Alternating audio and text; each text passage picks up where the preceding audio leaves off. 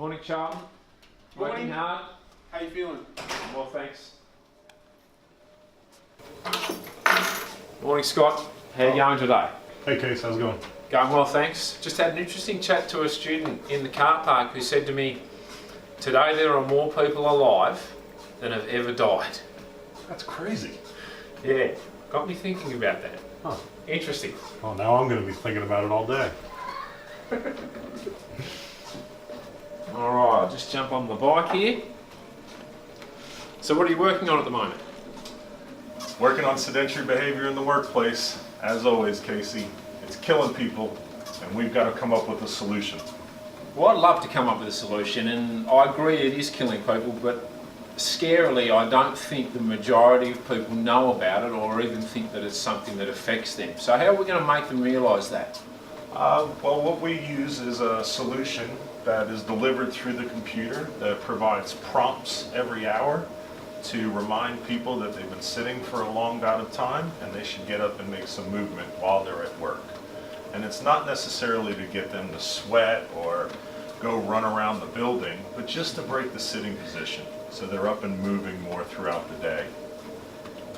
Actually, I've had a look at some of the research you led with interrupting sedentary behaviour through that program and the favourable outcomes that it had with energy expenditure at the workplace, vigour rather than fatigue, which I think is quite powerful, and probably the one that I thought was most impressive was the blood pressure finding. So can you tell me a little bit more about that?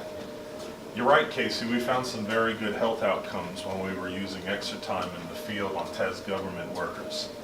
However, we don't know why we're getting such good health outcomes because we're relating our research to self-reported claims of how much they're moving at work. And I just don't know if that's valid.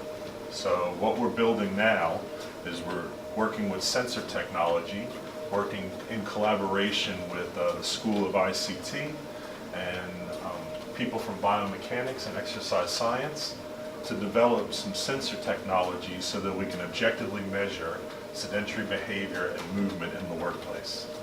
Absolutely, I have to agree with that, and I think from knowing a little bit about the literature, we need to go away from this one size fits all. There's this one reason or determinant why everybody who sits all the time is doing it. I think it's multifactorial, and I think things like worker productivity, feasibility and economic type issues, and also the physiological human elements, but also how can we use what we engage with, technology, to see if we can change the environment and people's behaviour. So you've done a good job in assembling a good team there.